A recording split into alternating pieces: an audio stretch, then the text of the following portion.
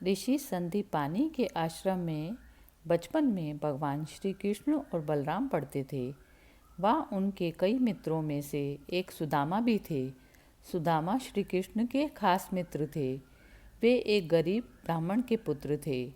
सुदामा और कृष्ण आश्रम से भिक्षा मांगने नगर में जाते थे। आश्रम में आकर भिक्षा गुरु माँ के चरणों में रखने के बाद ही भोजन करते थे। परंतु सुदामा को बहुत भूख लगती थी, तो वे चुपके से कई बार रास्ते में ही आधा भोजन खा जाते थे। एक बार गुरु माँ ने सुदामा को चने देकर कहा कि इसमें से आधे चने श्री कृष्ण को भी दे देना और तुम दोनों जाकर जंगल से लकड़ियाँ बीन लाओ। फिर दोनों जंगल में लकड़ियाँ बीनने के लिए चले गए। वहाँ बारिश होने लगी। तभी दोनों एक शेर को देखकर वृक्ष पर चढ़ जाते हैं, सुदामा और नीचे कृष्ण। फिर सुदामा अपने पल्लू से चने निकालकर खाने लगते हैं। चने खाने की आवाज़ सुनकर श्री कृष्ण कहते हैं, ये कटकट की आवाज़ कैसी आ रही है? कुछ खा रहे हो क्या? सुदामा कहते हैं, नहीं, ये तो सर्दी के मारे मेरे दांत कटकटा रहे हैं। यह सुनकर श्री कृष्ण कहते हैं, अच्छा, बहुत सर्दी लग रही है क्या? सुदामा कहते हैं, हाँ। यह सुनकर श्री कृष्ण कहते हैं कि मुझे भी बहुत सर्दी लग रही है। सुना है कि कुछ खाने से शरीर में गर्मी आ जाती है, तो लाओ वो चने जो गुरु माता ने हमें दिए थे, दोनों बांटकर खा लेते हैं। यह सुनकर सुदामा कहते हैं, चने कहाँ हैं? वो तो पेड़ पर चढ़ते समय ही मेरे पल्लू से नीचे कीचड़ में गिर गए थे। यह सुनकर श्री कृष्ण समझ जाते हैं और कहते हैं, ओह, यह तो बहुत बुरा हुआ।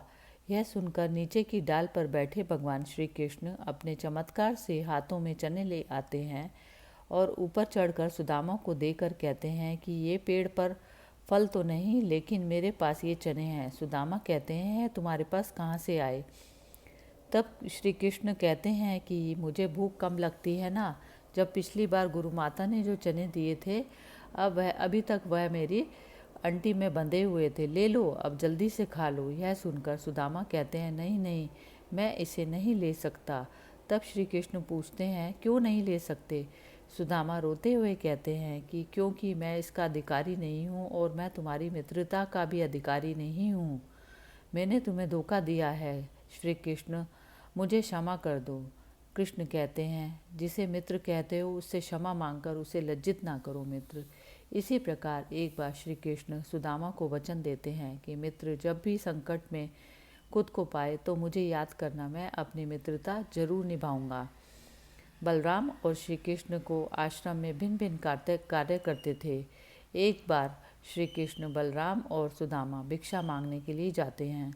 एक द्वार पर खड़े होकर तीनों भिक्षामदेही कहते हैं तो एक महिला अपनी बेटी के साथ भिक्षा लेकर बाहर आती है और कहती है, ब्रह्मचारियों, आज आने में बहुत देर कर दी। यह सुनकर श्री कृष्ण कहते हैं, माता, आज आश्रम में सफाई करनी थी, बहुत काम था, इसलिए विलम्ब हो गया।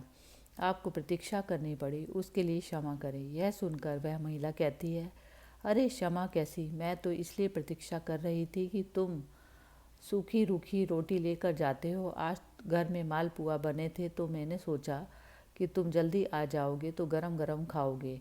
देखो, मैंने कपड़े से ढककर मालपुआ गरम गरम रखे हैं तुम्हारे लिए। यह देखकर सुदामा का मन ललचा जाता है। वह कहता है, मालपुआ? आज मालपुए बने हैं? वह महिला कहती है, हाँ, आज घर में पूर्णमासी की पूजा थी। फिर वह तीनों को मालपुए देकर कहती है, अब इसे जल्दी से खा लो, गरम गरम खाने में आनंद आता है। सुदामा तो खाने ही वाला था कि तभी श्री कृष्ण कहते हैं, नहीं माता, हम यहाँ नहीं खा सकते। वह महिला पूछती है, क्यों? तब श्री कृष्ण कहते हैं कि आश्रम का यही नियम है कि सारी भिक्षा गुरु चरणों में अर्पित कर दी जाए, फिर वह उसमें से जितना दे वही हमें खाना चाहिए। यह सुनकर सुदामा को अच्छा नहीं लगता। यह सुनकर वह महिला गुरु के लिए भी मालपुए का पैक कर देती है। अब उन तीनों के पास 4 पैकेट हो जाते हैं। फिर तीनों वहाँ से चले जाते हैं। रास्ते में एक नदी के किनारे रुककर बलराम और श्री कृष्ण हाथ मुंह धोने जाते हैं। इसी दौरान सुदामा मालपुए निकालकर चुपचाप खाने लगते हैं।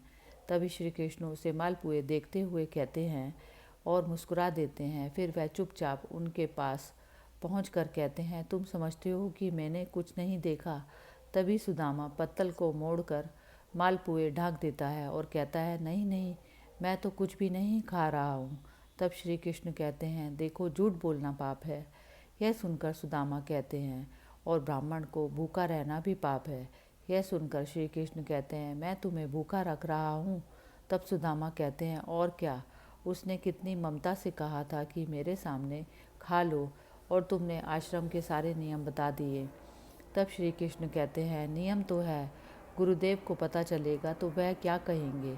यह सुनकर सुदामा कहते हैं, गुरुदेव को कैसे पता चलेगा, रोज हम 3 रोटी लेकर जाते हैं, तो आज भी 3 रोटी लेकर जाएंगे। हाँ, यदि तुमने गुरुदेव को ना बता दिया तो। यह सुनकर श्री कृष्ण कहते हैं कि देखो, मैं तुम्हारा मित्र हूँ, और मित्रता का धर्म कहता है कि मित्र की कमजोरी पर पर्दा डालना चाहिए। यह सुनकर सुदामा कहते हैं, तो तुम नहीं कहोगे। श्री कृष्ण कहते हैं, कदापि नहीं। यह सुनकर सुदामा कहते हैं, तो फिर सारे मालपुए खा लूँ। श्री कृष्ण कहते हैं, हाँ खा लो।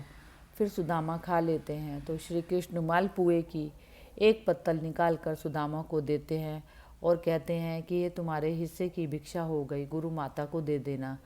यह देखकर सुदामा प्रसन्न होकर कहते हैं, कुछ भी कहो, तुम मित्र बड़े खरे हो। कहते हैं कि सुदामा जी शिक्षा और दीक्षा के बाद अपने ग्राम अस्मावतीपुर में भिक्षा मांगकर अपना जीवन यापन करते थे। सुदामा एक गरीब ब्राह्मण थे। विवाह के बाद वे अपनी पत्नी सुशीला और बच्चों को बताते रहते थे कि मेरे मित्र द्वारिका के राजा श्री कृष्ण हैं, जो बहुत ही उदार और परोपकारी हैं।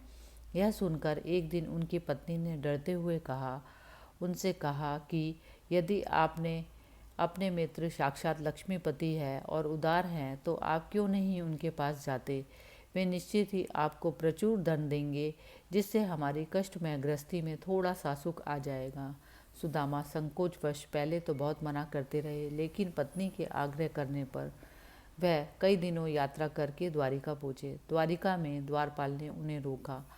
मात्र एक फटे हुए वस्त्र को लपेटकर गरीब ब्राह्मण को जानकर द्वारपाल ने उसे प्रणाम कर यहाँ आने का आशय पूछा। जब सुदामा ने द्वारपाल को बताया कि मैं श्री कृष्ण का मित्र हूँ, तो द्वारपाल को आश्चर्य हुआ। फिर भी उसने नियमानुसार सुदामा जी को वहीं ठहरने को कहा और खुद महल में गया और श्री कृष्ण से कहा, हे प्रभु, कोई फटे हाल दीन दुर्बल ब्राह्मण आपसे मिलना चाहता है, जो आपको अपना मित्र बताकर अपना नाम सुदामा बतलाता है। द्वारपाल के मुख से सुदामा नाम सुनकर प्रभु ने सुध बुध खोकर नंगे पैर ही द्वार की ओर दौड़ पड़े।